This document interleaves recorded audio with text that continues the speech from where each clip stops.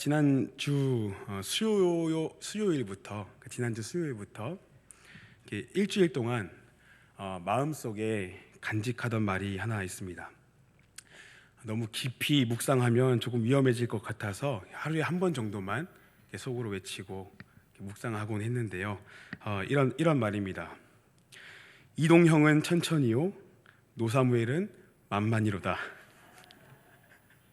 사실 제가 엄청 큰 소리로 외치고 싶은데 목 상태가 정상이 아니어서 큰 소리로 외치지 못하는데, 이동형은 천천히요, 노사무엘은 만만히로다.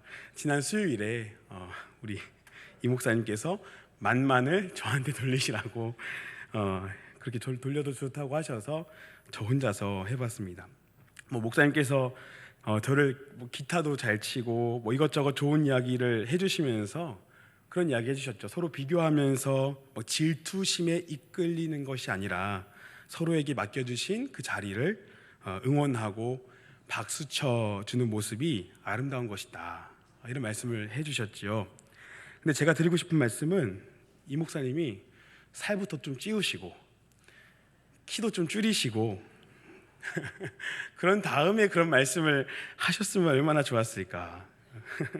저는 기타 못 치게 돼도 이 목사님처럼 키도 크고 날씬하고 잘생기고 싶은 마음이 있습니다. 이것도 흉내 내셨잖아요. 제가 무의식적으로 이렇게 자꾸 손을 모으게 되는데, 이렇게 조금이라도 홀쭉해 보이고 싶은 마음이 무의식적으로 발현되는 것이니까 양해 부탁드리고요.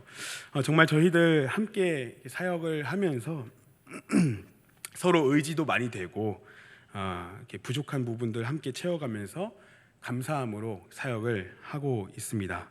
우리 모든 교역자들 또 사무집사님까지 모두가 한 마음을 품고 달려가고 있는데요. 위에서 생각나실 때마다 늘 기도해 주시면 감사하겠습니다.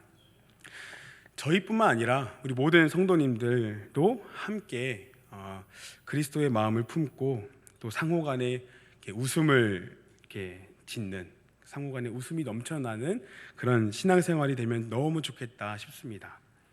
잘하면 아멘 소리가 너무 작은 것 같아요. 상호간에 웃음이 넘치는 신앙생활이 되면 좋겠습니다. 네. 잘하면 박수 쳐주고, 또 이렇게 연약함이 보이면 또 감싸주고 안아주고, 그렇게 서로를 향한 진실함과 사랑을 가지는, 그렇게 사랑과 진실함으로 서로를 대하는 우리 아름다운 공동체가 우리 수원성심교회가 되기를 간절히 원합니다. 그러한 교회가 되기 위해서 서로를 바라볼 때 반드시 기억해야 하는 사실이 한 가지 있습니다. 무엇일까요? 서로를 바라볼 때 기억해야 되는 한 가지. 무조건 만나면 당신이 최고예요 라고 말하는 것, 아니면 서로가 좋은 모습만 기억하려고 노력하는 것, 당연히 너무 중요하겠죠. 만났을 때 인사를 반갑게 하면서 최고예요, 또는 좋은 모습만 기억하려고 하는 그런 노력들 너무 귀하고 당연히 중요하지만, 우리가 반드시 기억해야 할 한 가지는 이것입니다. 나도 당신도 우리 모두에겐 답이 없다라는 사실입니다. 답이 없다. 요즘 말로 하면 노답이죠. 우리 학생 친구들은 다 노답 이렇게 말하는데, 답이 없다. 답이 없는 누군가를 볼 때, 맞아, 나도 답이 없는 존재이지, 우리 모두가 다 비참한 죄인들이지 라는 것을 생각해야 하는 것입니다. 너무 부정적인가요? 그런데 사실 지난 한 주만 이렇게 우리의 삶을 돌아보아도, 아니 어제 하루만 돌아보아도 우리가 얼마나 심각한 죄인인지를 깨닫게 되지 않습니까? 사실이 그렇지요. 우리 모두는 정말로 답이 없습니다. 그러나 여기서 멈추면 안 되지요. 우리에게 답이 없는 것은 분명 사실이지만, 그러한 우리를 찾아오셔서 우리에게 소망이 되시는 분이 계시니 곧 우리 주 예수 그리스도이십니다. 그 은혜가 우리에게 있는 것이죠. 그렇게 서로의 연약함이 드러날 때, 서로의 그런 못난 모습들, 답이 없는 모습들을 이렇게 바라보게 될 때, 우리는 정말 주님의 은혜가 없이는 안 되는구나. 나도 당신도 우리 모두가 다 주님밖에 없구나라는 같은 마음을 품고 그 은혜를 기억하면서 서로 안아주고 세워줘야 하는 것입니다. 그런데 문제는 우리는 서로를 대할 때 이 사실을 너무 자주 망각한다는 데 있습니다. 어느 순간 누군가와의 갈등이 생기면 맞아, 우리 모두 주님의 은혜가 필요한 존재야 라는 마음으로 품어주거나 안아주기보다 잘못을 끄집어내서 기필코 내가 심판하고 말겠다는 마음이 우리 안에 불일듯 일어나죠. 끝까지 잘못을 따져가면서 인과 법칙으로 서로를 대하는 그런 연약한 모습들이 우리에게 없지 않습니다.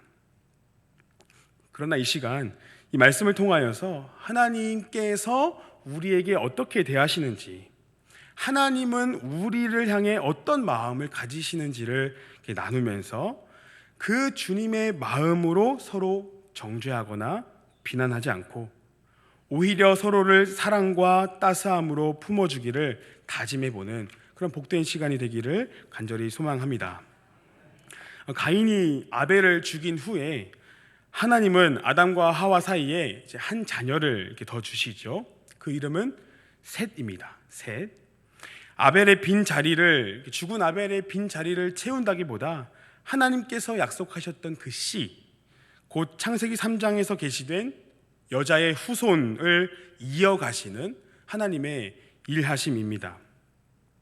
악한 가인이 아벨을 죽이지만 그렇게 씨의 계보가 끊어진 것 같았지만 그러나 하나님은 셋을 주셨고 또 그렇게 창세기 5장에서는 아담의 계보가 이렇게 기록이 되면서 아담에서 가인이 아닌 아담에서 셋으로 이어지는 모습을 보게 되는 것이죠.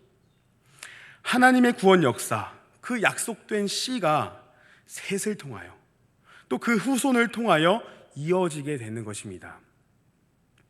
타락한 인류를 향해 구원의 손길을 거두지 않으시는 하나님의 은혜가 계보를 통해서 드러나게 되는 것이죠. 그리고 그 셋의 후손 가운데 이제 6장부터 기록되는 이 홍수 이야기의 중심 인물이 등장하는데 그게 누구지요? 누구지요? 6장부터 기록되는 우리 노씨 가문의 자랑 노아입니다.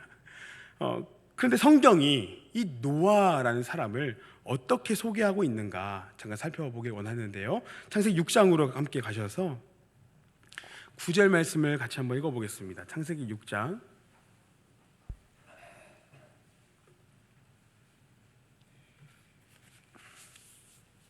9절 말씀 한 목소리로 읽습니다. 시작.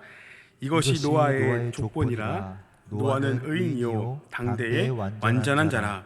그는 하나님과 동행하였으며. 아멘. 아담의 계보에 이어서 이 노아의 계보가 기록이 되는데 성경은 노아를 의인이요 당대의 완전한 자이며 그가 하나님과 동행하였다라고 합니다. 그래서 한편 우리는 이렇게 노아가 대홍수 속에서도 살아남을 수 있었던 이유가 노아는 의인이었고 완전한 자, 흠이 없었으며 하나님과 동행한 사람이었기 때문이라 생각을 하는데요.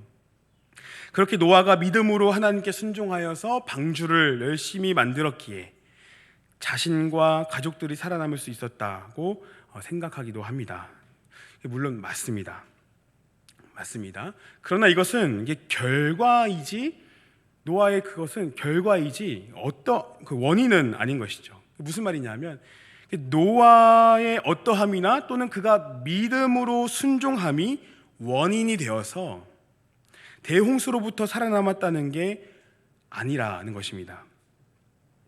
오히려 하나님께서 노아를 어떻게 대하셨는가? 우리는 거기에 모든 초점을 두어야 하는 것이죠.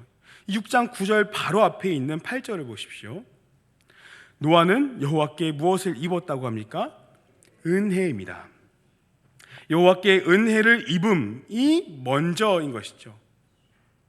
다른 말로 하면 노아는 하나님께 선택을 받은 것입니다. 노아가 착해서 또는 그가 방주를 만들 만한 어떤 근력과 지식이 있어서가 아니라 하나님께서 노아를 선택하시고 그를 통해 일하시기를 작정하셨던 것이죠. 사람의 죄악이 세상에 가득하고 마음으로 생각하는 모든 계획이 항상 악했던 그 시대에, 그렇게 하나님이 모든 피조물들을 쓸어버려야겠다고 하실 그때에 노아는 하나님께 은혜를 입어서 심판으로부터 건짐을 받게 되는 것입니다. 그래서 우리가 이 홍수 사건을 생각할 때, 물론 하나님의 심판이 어마무시해서 자연스럽게 우리의 초점이 심판으로 쏠리게 되지만, 사실 보다 더 강조되어야 하는 부분은 하나님의 은혜입니다. 심판은 너무 당연한 것이죠. 모두가 죄악 가운데 빠져 살게 되어서 답이 없는 인생이 되었고, 그렇게 하나님 없이 사는 것을 기뻐하고 만족하는 인류, 이 타락한 세상을 향한 심판은 이 하나님의 공의 앞에 너무나도 당연한 결과입니다. 그 내용이 6장 1절에서 7절까지 기록되죠. 하나님께서 창조하신 모든 것을 다 쓸어버리겠다는 심판의 메시지입니다. 그러나 그 가운데에서도 하나님은 노아에게 은혜를 베푸셔서 그를 택하시고 건져내심으로써 하나님께서 계획하시고 목적하신 바, 이 땅에 하나님 나라를 완성하시고자 하시는 그 뜻을 버리지 않으시고 이어가시는 것입니다. 이 은혜는 우리 모두가 경험하는 바이죠. 우리가 받은 구원 역시 우리의 열심과 순종과 노력에 의해 이루어진 것이 아니죠. 우리로서는 하나님께 당당히 나아갈 수 없는 비참한 죄인들, 정말 답이 없는 인생이 될 뿐입니다. 그러나 하나님이 그러한 우리에게 먼저 은혜를 베푸신 것임을 믿으시기를 바랍니다. 사도 바울의 증언처럼 너희는 그 은혜에 의하여 믿음으로 말미암아 구원을 받았으니 이것은 너희에게서 난 것이 아니요 하나님의 선물인 것이죠. 우리의 순종은 그 열매인 겁니다. 우리는 그저 아무것도 할 수 없는 죽은 상태, 곧 심판받아 멸망을 당해야 함이 마땅한 죄인들이지만 하나님 편에서 먼저 우리에게 다가오시고 은혜를 베풀어 주신 것입니다. 그 은혜로 우리는 하나님의 뜻을 따라 살아가는 것이죠. 그러니 우리가 오늘까지 이 자리에 있는 것 역시 오직 하나님의 거부할 수 없는 은혜, 하나님의 일방적인 은혜임을 믿으시기를 소망합니다. 그렇게 오늘 우리의 자리가, 우리가 마주하는 현실이 우리의 어떠함이 원인이 되지 않았음을, 오히려 모든 순간이 하나님의 은혜임을 기억하시기를 간절히 바랍니다. 이것은 이스라엘 백성들에게도 마찬가지이죠. 이스라엘이 애굽에서 고된 삶을 살다가 무엇을 합니까? 출애굽을 하지요. 이스라엘이 말씀대로 살아서 하나님 뜻에 열심히 순종해서 어떤 준비를 열심히 해서 출애굽하게 된 것이 아니지요. 하나님이 그들에게 은혜를 베푸셔서 그렇게 모세를 부르시고 모세를 통하여 일방적으로 애굽에서 건져내신 것이 하나님의 일하심이지 않습니까? 지금 노아 홍수 이야기는 그것을 말하고 있는 겁니다. 세상에 악이 넘쳐나지만 그렇게 공의로우신 하나님의 심판이 너무나 당연해서 홍수로 세상을 쓸어버리시지만, 그럼에도 하나님은 일방적으로 먼저 은혜를 베푸시고 구원하시는 분이시다, 이것을 말하는 것이죠. 그래서 잠깐 8장으로 가보시면, 창세기 8장 1절을 보십시오. 하나님이 말씀하신 대로 홍수가 땅에 덮였고 이 노아와 그의 가족과 각기 종류의 짐승들이 방주에 타 있는 그 상황에서 하나님이 노아와 그와 함께 방주에 있는 모든 들짐승과 가축을 뭐 하십니까? 기억하셨다 합니다. 노아 편에서 할 수 있는 것이 아무것도 없는 그 시간 속에서 그저 지면의 모든 생물들이 홍수로 인하여 쓸어버림을 당하고 물이 150일이나 땅에 넘쳐 있는 그 두려움과 공포스러운 상황 속에서 하나님이 노아와 그와 함께 방주에 있는 모든 것을 기억하신 것이죠. 성경에서 이 기억하다라는 동사, 이 자카르라는 단어는 하나님의 놀라운 일하심의 시작을 알리는 맥락에서 종종 사용됩니다. 하나님께서 소돔과 고모라를 멸하실 때 그곳에 아브라함의 조카 누가 있었죠? 롯이 있었죠. 그때 소돔과 고모라를 멸하실 그때 하나님이 아브라함을 생각하사 롯을 그 엎으시는 중에서 내보내셨더라 라고 말씀하시는데, 이때 아브라함을 생각하사, 하나님이 아브라함을 생각하사, 이때 생각하다라는 단어가 바로 자카르, 기억하다라는 말입니다. 하나님이 아브라함을 기억하사 롯을 구원하신 것이죠. 롯이 그 무엇을 해서도 아닙니다. 아무것도 할 수 없는 그 상황 속에서 하나님이 기억하시고 구원하시는 은혜를 베푸신 것입니다. 성경 곳곳에 이런 내용들이 기록되지만 우리 한 곳만 한번 찾아보겠습니다. 출애굽기 2장으로 가셔서 출애굽기 2장 23절에서 25절까지 말씀.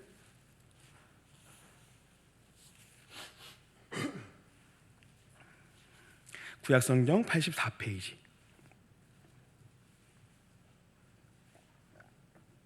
출애굽기 2장 23절에서 25절까지의 말씀 한 목소리로 함께 읽어봅니다. 23절에서 25절입니다.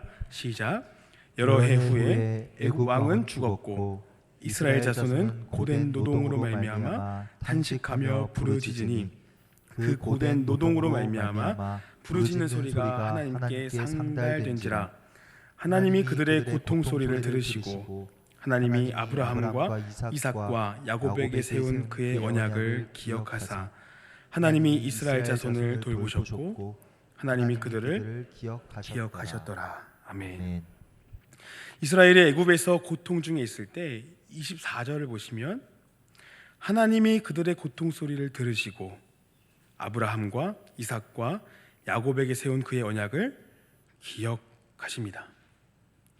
그리고 이어지는 25절에서는 하나님이 이스라엘을 돌보시고 그들을 알아주시는 것이죠. 여기 25절에서의 기억하다라는 단어는 엄밀하게는 알다라는 다른 동사인데, 하나님이 이스라엘의 현실을 돌보시고 알아주심을 말씀하고 있는 것입니다. 아무쪼록 하나님의 기억하심은 단지 어떤 것을 생각하는 것을 넘어서 그것을 곧바로 하나님의 일하심으로 연결되는 것입니다. 그렇게 하나님이 언약을 기억하시고 모세를 통해서 이스라엘을 애굽에서 건져내시는 것이죠. 하나님의 기억하심이 구속 역사로 바로 이루어지는 것입니다. 8장 1절에서도 창세기 8장 1절, 조금 전에 제가 읽었던 창세기 8장 1절에서도 하나님이 노아와 그와 함께 방주에 있는 모든 들짐승과 가축을 기억하셨다는 것은 하나님께서 심판 중에도, 그 엄중한 심판 중에도 일방적으로 은혜를 베푸셔서 건져내시겠다는 것입니다. 그러니까 노아도 이스라엘도 오늘 우리도 동일하게 경험하는 바는 우리가 받은 구원이라는 것이 우리가 하나님께 얼마나 잘했는가에 있지 않고 오히려 하나님이 일방적으로 우리를 기억하시고 은혜를 베푸심에 있다는 사실입니다. 여전히 우리들에게 악함과 연약함이 있고 우리의 모습을 돌아볼 때는 늘 부족한 뿐이지만 하나님은 택하신 자를 기억하시고 반드시 구원하시는 분이심을 의심하지 않으시는 우리 모든 성도님들 되시기를 간절히 원합니다. 이 일방적인 은혜, 하나님의 은혜가 오늘 본문에서 어떻게 나타나는가를 보십시오. 9장 8절을 보시면 오늘 본문 창세기 9장 8절을 보시면 하나님이 노아와 그와 함께한 아들들에게 말씀하시는데 이어서 기록되는 말씀들은 이 언약에 대한 것입니다. 언약, 소위 노아 언약 또는 이렇게 무지개 언약이라고 불리기도 하는데요. 이 말씀을 쭉 이렇게 보시면 우리가 함께 성경 공독을 하면서 이렇게 읽었지만 보았지만 이렇게 두드러지게 나오는 표현이 있지 않습니까? 9절을 보시면 내가 내 언약을, 11절에도 내가 너희와 언약을 세우리니, 12절에도 그렇죠. 내가 나와 너희와 및 너희와 함께하는 모든 생물 사이에 대대로 영원히 세우는 언약의 증거는 이것이니라. 13절에도 내가 내 무지개를, 14절에도 있죠. 내가 구름으로 땅을 덮을 때에, 15절에도 내가 내 언약을 기억하리니, 16절에도 무지개가 구름 사이에 있으리니 내가 보고 언약을 기억한다. 계속해서 강조되는 것이 있으니 내가라는 표현입니다. 여러분, 여기서 내가는 누구입니까? 누구십니까? 하나님이시죠. 하나님께서 언약을 세우시고 하나님께서 기억하시며 그 언약을 신실하게 지키실 것임을, 그렇게 더 이상 이 땅을 물로 심판하지 않으시고 계속해서 보존하고 다스리실 것임을 말씀해 주시는 것입니다. 두려움의 심판 속에서 하나님의 보존하심의 은혜를 기억하고 바라볼 수 있도록 하나님이 언약을 맺으시는 것이죠. 그리고 그 증거로 무지개를 두시는 것입니다. 13절 보십시오. 내가 내 무지개를 구름 속에 두었나니 이것이 나와 세상 사이의 언약의 증거니라. 그리고 하나님은 말씀하시는 겁니다. 구름이 덮을 때, 무지개가 나타나면 내가 언약을 기억할 거란다. 다시는 물로 세상을 심판하지 않을 거란다. 이렇게 말씀하시는 것이죠. 여러분, 이게 얼마나 큰 은혜입니까? 잠깐 노아 입장에서 한번 상상을 해 보십시오. 세상이 너무나 악한 상황에서 하나님께서 심판하시겠다 말씀하시고, 그 말씀하신 대로 이 40주야로 하늘이 구멍이 뚫린 것처럼 비가 계속 내리고 그런 엄청난 대홍수를 겪었던, 직접 눈으로 보고 그것을 경험했던 노아이죠. 아마 엄청난 트라우마가 생겨서 하늘에 떠다니는 구름만 봐도 겁에 질려 하지 않았겠습니까? 저는 초등학생 때, 부끄러운 얘기긴 하지만 조그만한 강아지가 저를 물려고 막 뛰어오는 그때의 그 공포감을 사실 아직도 잊지 못합니다. 저는 강아지 키우시는 분들 솔직히 잘 이해를 못해요. 그 무서운 거 왜 키우시? 막 진짜 으르렁거리면서 쫓아오던 그 개 한 마리를 생김새도 지금도 기억을 합니다. 초등학교 때 일인데요. 그래서 지금도 이 강아지가 죄송합니다. 제가 자꾸 강아지를 개로 표현해가지고 강아지가 가까이만 와도, 가까이만 이렇게 있어도 이렇게 몸이 조금씩은 경직이 돼요. 이렇게 나를 물려고 하지 않을까, 쟤는 어떤 상태일까, 제 기분은 어떨까, 그런 생각하면서 이렇게 심장이 좀 두근두근해지기 시작합니다. 다들 제가 겁 많다고들 하시는데 환경이 저를 그렇게 만든 거예요. 원래는 겁이 없었는데 환경이 그렇게 만든 겁니다. 아무쪼록 트라우마라고 하죠. 트라우마. 그런데 아무리 강아지가 제 주변에 있어도, 아무리 제 가까이에 있어도 제가 크게 두렵지 않을 때가 있는데 언제일까요? 아무리 제 주변에 강아지가 있어도 제가 별로 겁을 내지 않을 때가 있습니다. 언제일까요? 너무 당연한 말이겠죠. 주인의 손과 그 강아지가 목줄로 연결되어 있을 때, 연결되어 있으면은 저는 아무리 가까이 있어도 그 목줄을 보는 순간 그 개가 저한테 달려오지 않는다는 무의식적인 안도감이 저에게 생기는 것이죠. 여러분, 40주야로 비가 내려서 대홍수를 경험한 노아입니다. 상상해 보십시오. 하늘에 구름 한 조각이 떠다니는 것을 보기만 해도 얼마나 공포와 두려움이 몰려왔겠습니까? 하나님의 어마무시한 심판이 너무 자연스럽게 떠올랐을 것입니다. 그런데 그 구름 속에 목줄이 있는 거예요. 구름이 다가오지만 하나님께서 그 속에 무지개를 언약의 증표로 두심으로 괜찮아, 나는 너희를 심판하지 않을 거란다, 너희는 안전하단다라는 이 하나님의 은혜를 노아가 경험하게 되는 것이죠. 그렇게 하나님이 구름 속에 두신 무지개를 바라볼 때 하나님의 심판이 아닌 위로와 평안과 은혜를 누리게 되는 것입니다. 더 은혜가 되는 것은 때로 우리는 이러한 하나님의 약속과 은혜를 잊은 채 여전히 우리가 마주한 현실 속에서 불안과 두려움을 경험할 때가 있지만, 그러나 16절을 한번 보십시오. 16절 보시면 무지개가 구름 사이에 있으리니 누가 봅니까? 하나님이 보시고 언약을 기억하여 심판하지 않으시겠다 말씀하십니다. 내가 보고 내가 기억하여 내가 너희를 심판하지 않을 거란다.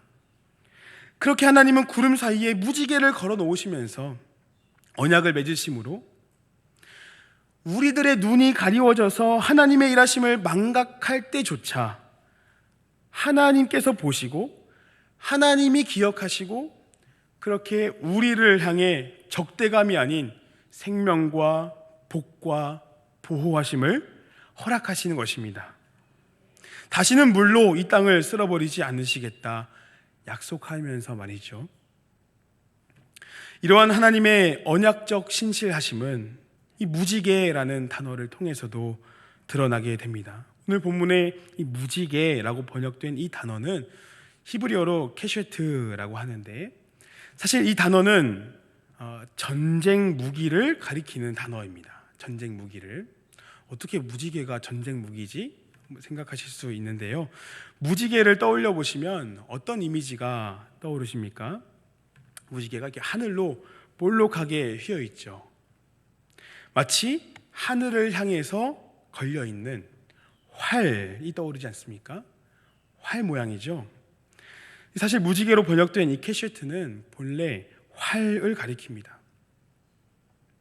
활이라는 단어예요. 하박국서에서는 활을 쏘시는 하나님의 이미지가 그려지는데, 하나님이 활을 쏘신다라는 것은 심판을 의미합니다. 전쟁 무기이기 때문이죠. 지금 하나님께서 홍수 이후에 언약을 세우시면서 이 캐쉐트 이 활을 구름 사이에 두시는 것이죠. 그런데 그 모양을 떠올려 보시면 활이 어디를 향합니까?